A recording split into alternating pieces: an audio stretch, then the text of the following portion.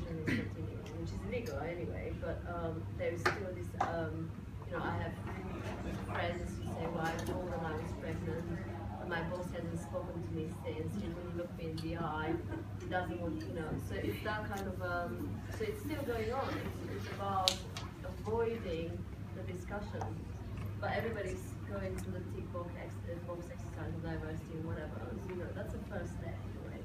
You know, the first step is to acknowledge that there is something that maybe needs to change.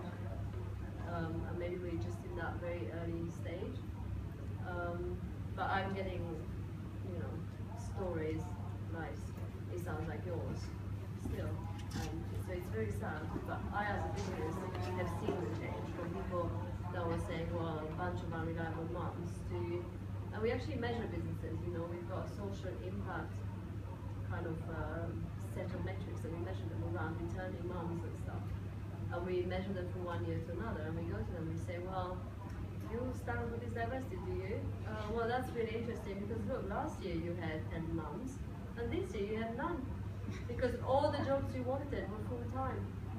So isn't that interesting? So how does that align with your diversity chart and whatever else these large corporates have in place?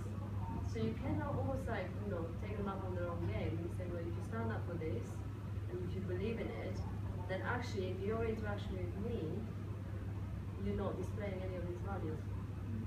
So to the extent that we can have those conversations, but I think it's very much an individual manager response, and people tend to respond, oh no, another pregnant one, oh I have to do things, and oh it's going to cost the business extra, oh I have to ask for budget. They go into this loop of misery, which actually doesn't actually